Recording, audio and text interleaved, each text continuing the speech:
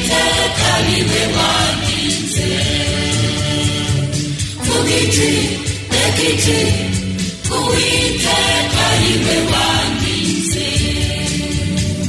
Imyaka tumaze myinshi y'amarindira twagayo, imiruho n'imibabaro n'ibyago n'amakuba, utwigishe kubara iminsi yacu uburyo butuma dutunga imitima y'ubwenge kandi tumenya ibihe turimo.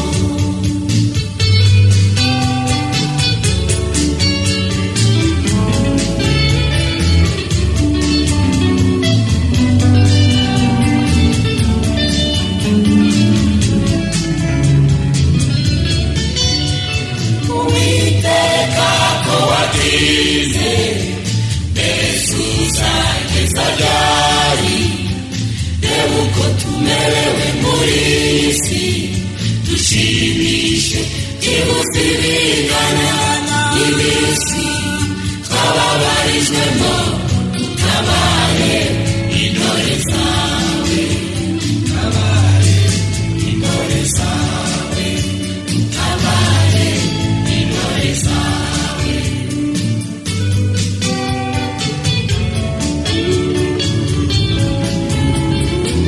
Haleluya, ndashima Imana cyane kuko hari igihe cyageze ngo tubane akaga n'amakuba, intambara impande zose zinzengurutse, natabaje Uwiteka arantabara, arankiza, none ndacyamushima. Amen. Haleluya.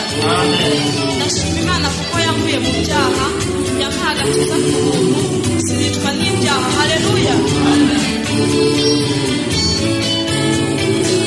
Haleluya. Ese mwagira ngo mvuge iki bene data?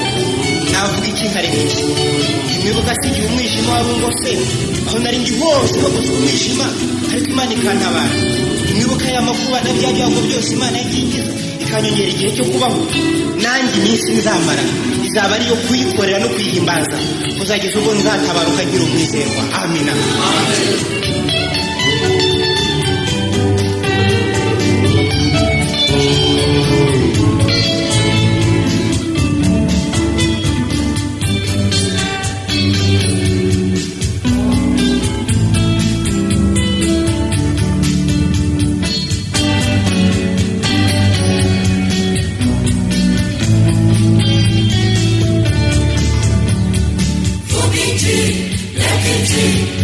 Uwiteka niwe wandinze. Vugiti ekiti Uwiteka niwe wandinze. Umurimo wawe ubonekera abakozi bawe, gukomera kwawe kumenyekanire mw'itorero ryawe. Umurimo wawe ubonekera abakozi bawe, gukomera kwawe kumenyekanire mw'itorero ryawe. Mu maboko yawe niho nshyize ubugingo bwanjye n'umubiri wanjye. Mu maboko yawe niho nshyize ubugingo bwanjye n'umubiri wanjye. Vugiti ekiti